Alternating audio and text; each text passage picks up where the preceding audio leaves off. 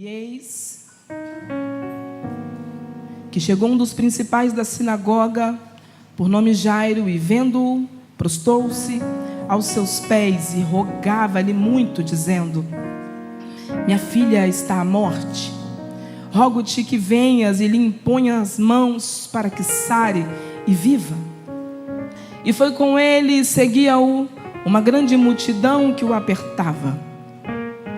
E certa mulher que havia 12 anos tinha um fluxo de sangue e que havia padecido muito com muitos médicos e despedindo tudo quanto tinha, nada lhe aproveitando isso, antes indo a pior. Ouvindo falar de Jesus, veio por detrás, entre a multidão, e tocou na sua veste, porque dizia: se tão somente tocar nas suas vestes, sararei. E logo se secou a fonte do seu sangue, e sentiu no seu corpo estar já curada daquele mal. E logo Jesus, conhecendo que poder de si mesmo saíra, voltou-se à multidão e disse: quem tocou em minhas vestes? E disseram-lhe os discípulos: vês que a multidão te aperta, e dizes: quem me tocou? E ele olhava em redor para ver o que isso fizera. Então a mulher, que sabia o que lhe tinha acontecido, temendo e tremendo, aproximou-se e prostrou-se diante dele e disse toda a verdade. E ele lhe disse: filha, a tua fé te salvou, vai em paz e ser curada deste mal. Bem verdade é que a palavra nos mostra claramente que naquele dia Jesus caminhava com a multidão e com os discípulos.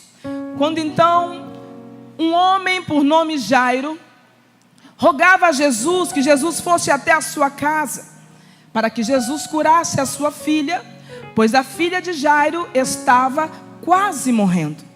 E a história que nós começamos a ler no capítulo 5 nos mostra que aquele dia parecia ser o dia de Jairo.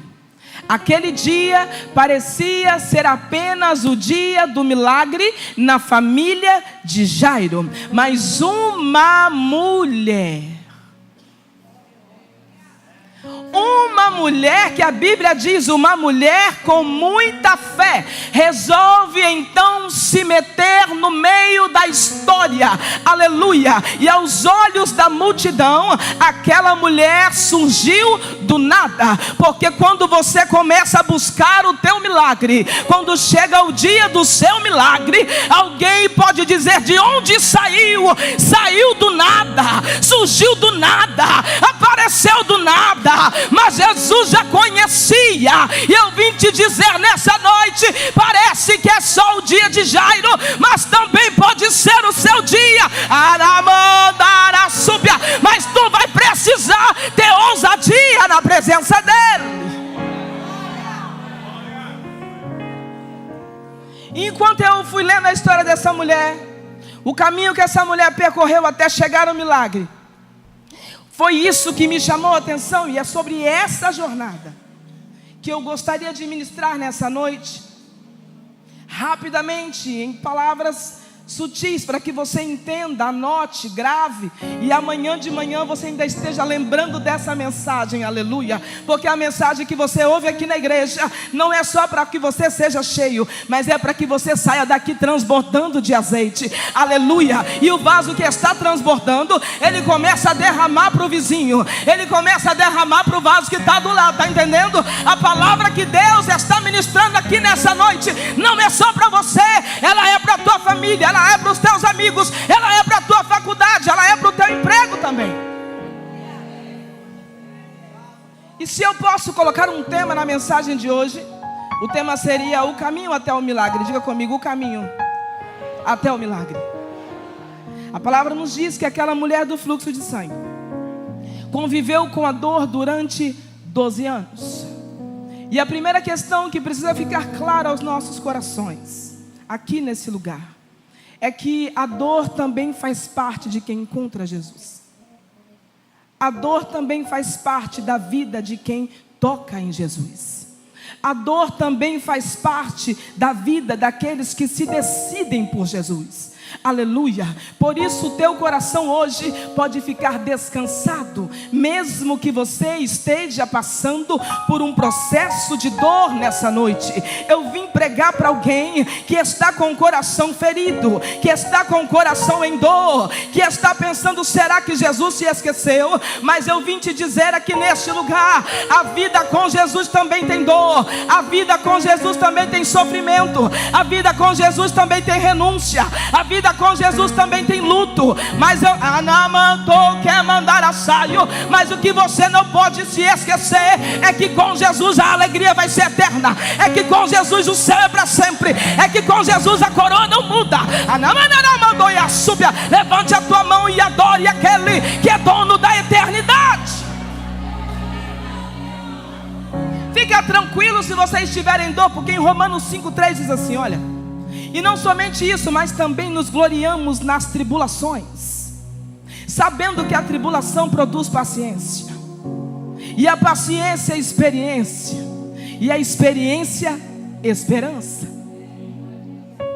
Ao lermos a história dessa mulher, nós percebemos que o primeiro desafio na jornada dela foi a dor.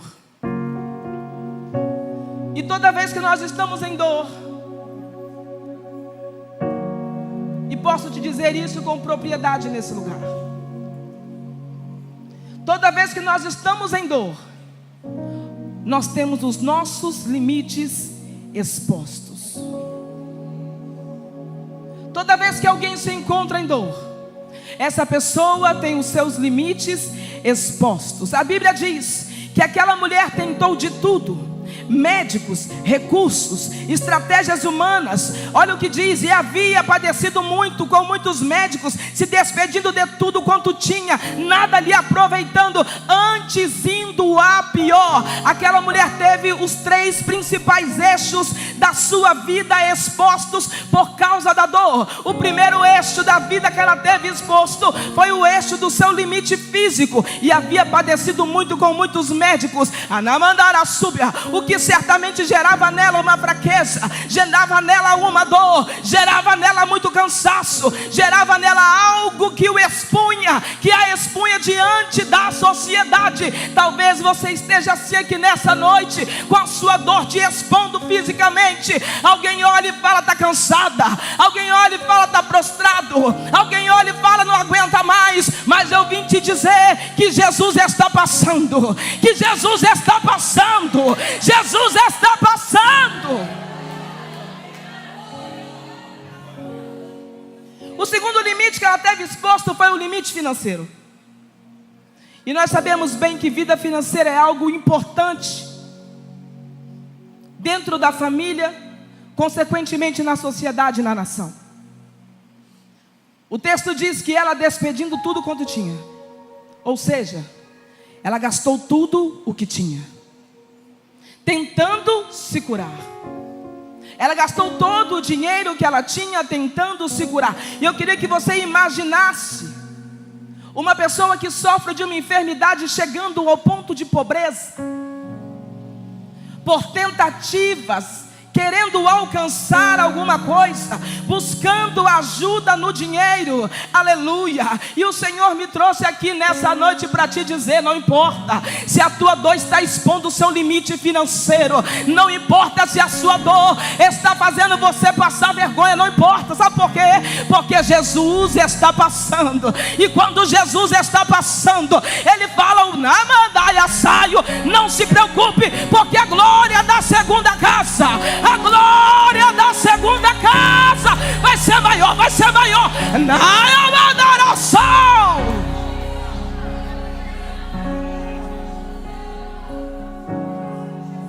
E aí então ela continua sendo exposta, porque ela ainda não conseguiu o milagre. O terceiro limite, o limite emocional, ou seja, um limite psicológico.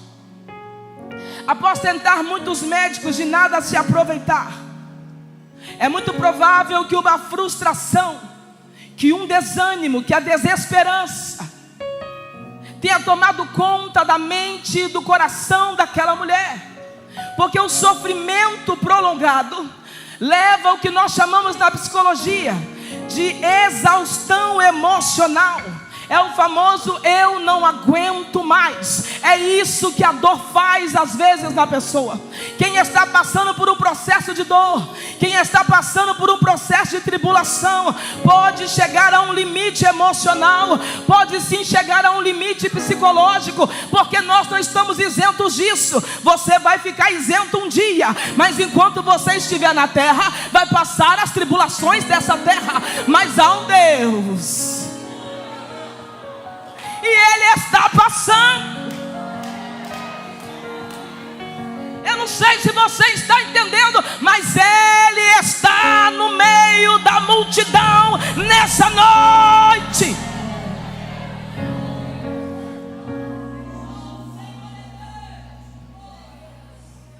Há uma boa notícia no meio da dor.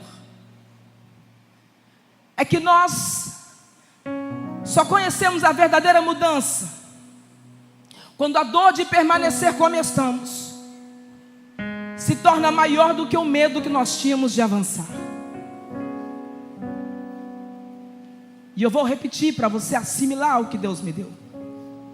A verdadeira mudança acontece quando a dor de permanecer como você está é maior do que o medo que você tem de prosseguir. Deus permitiu que aquela mulher chegasse nos limites da sua dor física, emocional, financeira, porque é exatamente neste limite que o medo começa a silenciar na nossa vida. Sabe quando o medo começa a gritar demais? É quando o limite da sua dor ainda não chegou. Pessoas que chegam no limite da dor, elas costumam dizer assim: agora não tem mais nada que me importa. Já viu alguém falar isso? O medo começa a se calar. E às vezes nós não entendemos porque o Senhor permite que a nossa dor chegue a um limite extremo. O Senhor está dizendo: eu estou permitindo que a dor chegue no limite, porque eu não quero que o medo te vença. Você nasceu para ter ousadia na minha presença. Não nasceu para ter manto e a súbia. Não nasceu para ter medo. Não nasceu para ter nada. Você nasceu para avançar.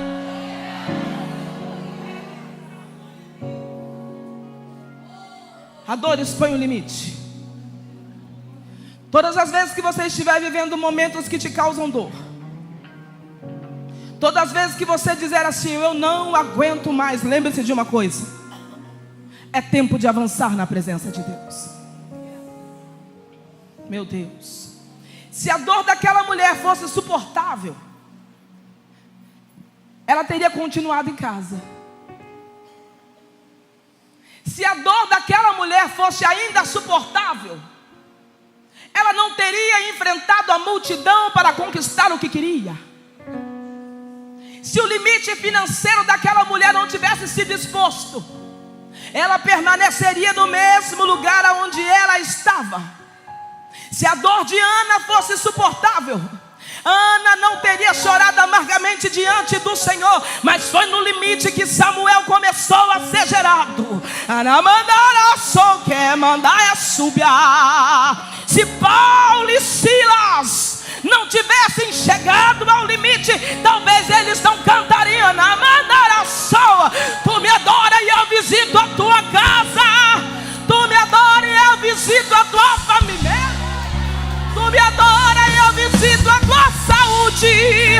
Tu me adora e ninguém mais te humilha. Tu me adora e eu expulso os demônios. Tu me adora e eu desfaço para lutar por ti, pois eu sou dono do céu. Mas tem que me adorar, parar de reclamar, só me engrandecer, pra vitória aparecer. E se tu se dispuser em qualquer momento tu me adorar, num piscar de olhos esse vento vai. Não mandará sol.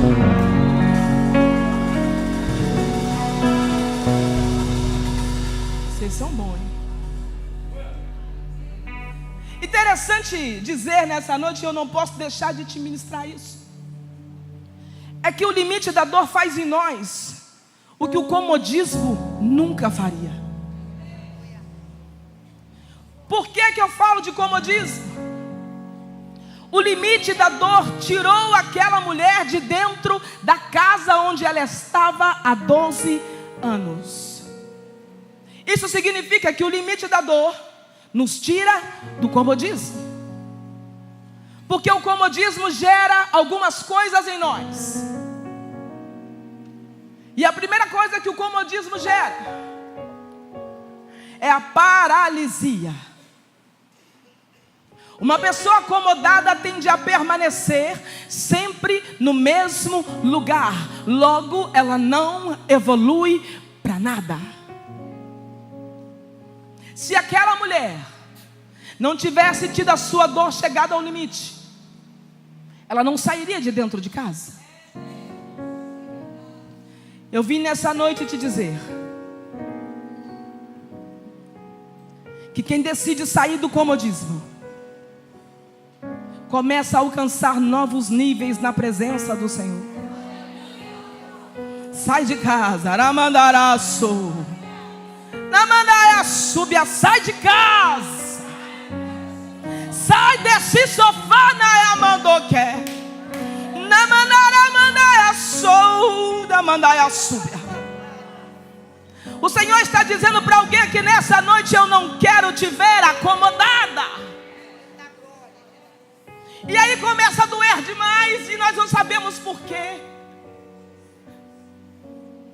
O Senhor está dizendo: eu não quero te ver acomodada, eu não quero te ver acomodado. Hoje é o seu dia de se achegar a Jesus. E eu vim dizer: prepare-se para viver os novos níveis da presença do Senhor. Prepare-se para galgar novos níveis da presença do Senhor nesse lugar.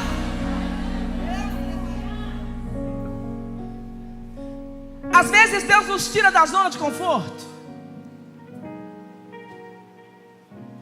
porque o comodismo rouba o nosso potencial. O comodismo faz a pessoa viver abaixo daquilo que Deus a chamou para ser. Eu me lembro muito bem que quando eu era bem mais nova, talvez há uns 15 anos atrás, uma missionária virou para mim e falou bem assim: Kênia, eu ainda não tinha ido ao ministério, eu não era nada, eu era membro comum, já cantava no círculo de oração. E ela me disse assim: Kênia, eu preciso que você pregue no meu lugar. Eu olhei para ela no telefone, eu olhei para o telefone, eu falei: é doida. Eu falei: eu não posso, porque eu estava acomodada no meu conforto. E ela me disse assim: olha, eu vou desligar este telefone, porque eu tenho certeza que o nosso Deus, que é o mesmo Deus que você serve, vai te levantar desse sofá. E eu pensei: como é que ela sabe que eu estou no sofá? Aleluia! Ele conhece o lugar do teu conforto, Ele conhece o lugar do teu comodismo. Ele botou alguém para te ligar. Ele mandou eu vim te ligar nessa noite: sai deste sofá. E sabe o que é interessante? Que naquele mesmo dia, pastor Lato chegou lá em casa com uma Thompson marrom, nunca vou esquecer daquela Bíblia. E ele não sabia de nada. Ele falou bem assim: não sei não, mas eu senti de Deus de comprar essa Bíblia para você. Porque o mesmo Deus que te levanta do sofá te dá condições de cumprir o teu propósito. propósito. O mesmo Deus que te chamou vai te dar condições de cumprir o teu propósito, porque o destino para você quem preparou foi Ele. O destino para você quem preparou foi Ele. Isso, levanta a tua mão e diga: eu vou. Nada. Oh, glória.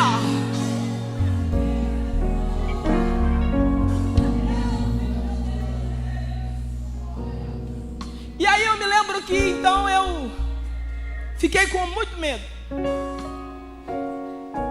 E fui assim mesmo. Eu tinha visita de Minas em minha casa, meus primos amados, e tinha prometido a ele que nós iríamos em Guarapari na praia. Eu fui com a Thompson para a praia. Eles gritavam assim: tu vai entrar? Eu falava: não posso. Porque sempre que você decide cumprir o teu propósito, vai ter alguém que está distraído no negócio e vai te dizer: vamos, é hora de você dizer: eu não posso, eu estou fazendo uma grande obra e eu não posso descer daqui. E ali quando eu comecei, foi aí que eu comecei meu ministério. Eu não aproveitei o treinamento, eu não aproveitei a consagração para dar uma palavra pequena, eu não aproveitei a visita no lar. Quando alguém fala: lê uma palavra, Kenny, eu falava: não. E aí na minha primeira ministração eu tive que ministrar para 400 mulheres que não estavam me esperando, que estavam esperando uma grande missionária que já pregava há muito tempo. Pensa então como ficou o meu coração. Sabe por que eu estou te contando isso? Porque é um tempo de treinamento. Deus te chamou para um propósito, chamou, mas Ele também te dá um tempo para treinar. Não interessa se você vai ou não treinar, o negócio é Ele vai cumprir o que Ele tem para cumprir na tua vida. Aproveite o tempo de treinamento. Toda vez que eu falo de comodismo, eu me lembro da águia. O Senhor diz que nos faz como águias. Quando o Senhor está nos tirando da zona de conforto, nós podemos exemplificar hoje como se a águia estivesse colocando espinhos dentro do ninho. Porque nós não podemos viver como galinhas, mas temos que viver como águias. Por que eu te digo que não podemos viver como galinhas?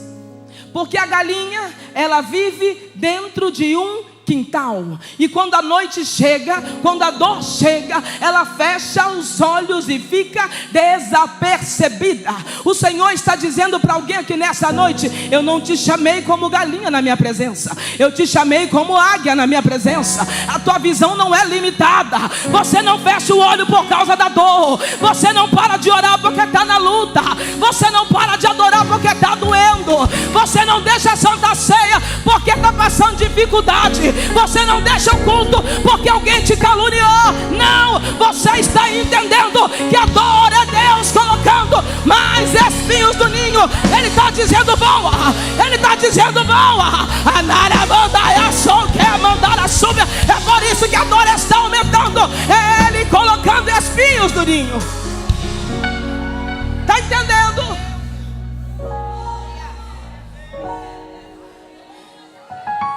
Eu sei os pensamentos que tenho a vosso respeito, pensamentos de paz e não de mal, para vos dar o fim que desejais. E o que acontece se o filhote da águia não voa? Diga comigo assim: ela continua colocando espinho no ninho. Enquanto você não voar, enquanto você não cumprir o teu propósito, a dor pode continuar aumentando. Mas quando você disser assim: agora eu já entendi, faça igual eu, levante daquele sofá.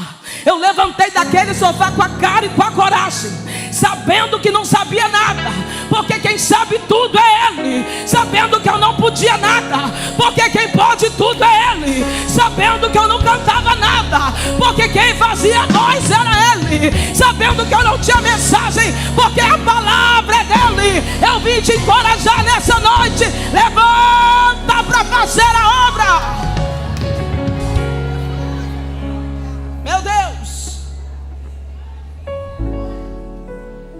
Deus. Então aquela mulher toma a decisão de ir até Jesus. Diga assim: a mulher decidiu.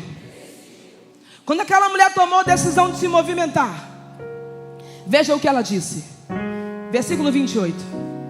Porque dizia: se tão somente tocar em suas vestes, sararei. A expressão usada no original grego quer dizer elegen, que significa, ela dizia e repetia e falava consigo mesmo. Isso significa que ela dizia e repetia para si mesmo. Sabe por quê? Porque antes de você dar passos do lado de fora, você vai precisar caminhar do lado de dentro. É na mandora súbia. Enquanto você está dando passo, que mandar a saio, vai precisar caminhar antes dentro da tua alma. Eu quero dizer que antes de todo mundo acreditar, antes dela enfrentar a multidão, ela acreditava no milagre que ela precisava. Eu quero que o meu marido seja salvo. Acredite você primeiro. O Senhor vai libertar o meu filho. Acredite você primeiro. Eu quero a minha família na presença. Quem acredita é você. Eleguem.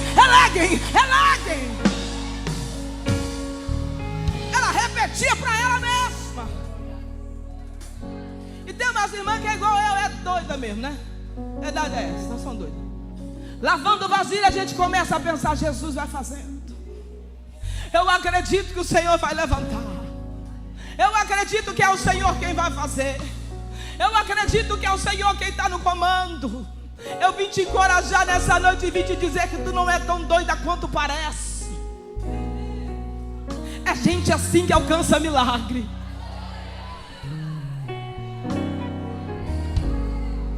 Às vezes, para o milagre chegar, você vai precisar repetir para você mesma: se eu tocar nas vestes dele, eu vou conseguir, eu vou chegar, eu vou ser curada, porque eu acredito, porque eu acredito, porque eu acredito, eu acredito.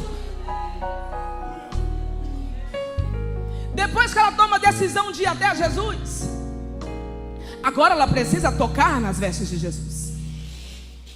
Pense comigo. Ela saiu de sua casa e era a mulher do fluxo de sangue, provavelmente envolta em muitos tecidos. Mas ela decidiu: eu vou sair daqui. Chega. Já são 12 anos vivendo o mesmo problema. E problema que dura muito tempo ainda é problema grande. Não é porque você se acostuma com o ninho que o problema diminui. O problema ainda era grande. Aí então ela decide: agora eu vou sair e vou até Jesus. Agora o próximo passo é conseguir tocar nas vestes dele. Para que você se lembre dessa mensagem quando o culto acabar. Na jornada daquela mulher até o milagre, primeiro ela saiu da dor que expôs os seus limites. Ela atravessa essa dor, ela enfrenta os espinhos, e agora ela enfrenta, ao meu ver, o maior desafio de todos. Ela precisa tocar nas vestes de Jesus. Para mim esse é o maior desafio dela. Meus irmãos e minhas irmãs, a mulher do fluxo de sangue era considerada ritualmente como uma pessoa impura. Isso quer dizer que tudo que ela tocasse, objetos, pessoas, coisas, roupas, tudo que ela tocasse se tornava impuro. Ela não podia participar das reuniões do templo. Ela não podia ter uma vida religiosa naturalmente. Ela não podia se relacionar socialmente. Quem tocasse nela também ficaria impuro e teria que passar por rituais de preparação e purificação.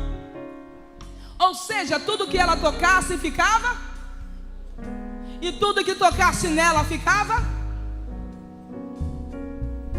A tradição dizia: se uma pessoa impura tocar em uma pessoa pura, o puro fica impuro.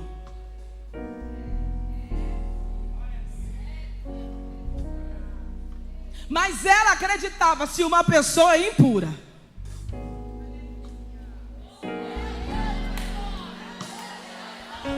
hoje é seu dia.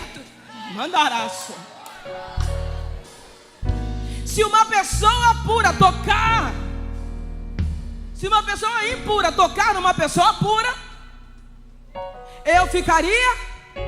Como é que ela acreditava? Diga: eu fico pura. Diga: eu fico pura. Se eu tocar nele, eu fico pura. Alguém poderia perguntar: mas como? Eu fico imaginando a mulher dizendo: Anaia, saio, porque a palavra da cruz é loucura para os que perecem, mas para nós que somos salvos é poder, é poder, é poder, é poder de Deus, é poder de Deus. Alguém não está entendendo? Mas se a impura tocar no puro, ela fica pura.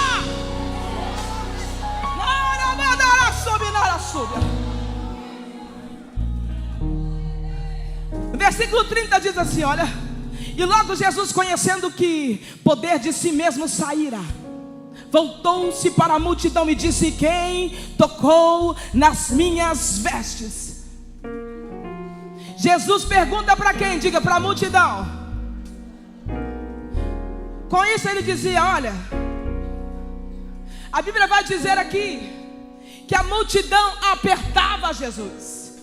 Repita: a multidão apertava Jesus. E aí Jesus pergunta: quem me tocou? Os discípulos, assim como nós, mais próximos, mais chegados, mais íntimos, logo disseram: mestre, a multidão está te apertando. Como o Senhor está perguntando quem te tocou? Jesus estava tratando com a mulher, mas também estava tratando com a multidão. Ele estava dizendo assim: vocês estão encostando em mim, mas eu não estou liberando poder. Eles estão me apertando, mas eu não me sinto tocado por eles. Eu vim nessa noite te dizer que tu precisa tocar nele de uma forma diferente.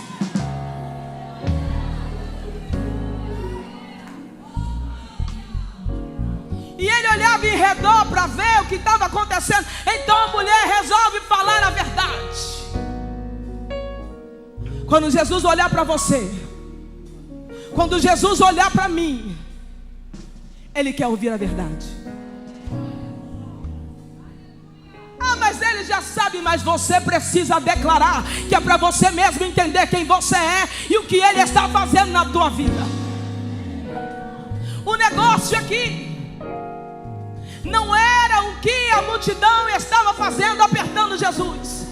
O negócio aqui também não era quando a mulher toca nas vestes de Jesus. O grande segredo dessa noite é quem está disposto a fazer com que Jesus se sinta tocado nessa noite. Na mandaramandorrécia. O negócio não era porque a mulher tocou nele, não. Esse não é o segredo. O negócio é eu fazer com que o mestre se sinta tocado por mim. Eu quero que você faça som de adoração.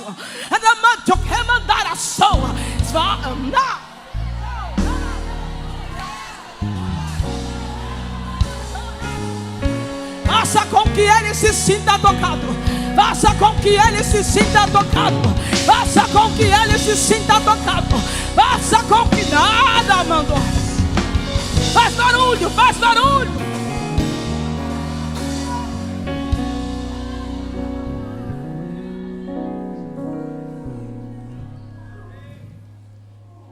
Diga assim comigo: hoje é o meu dia.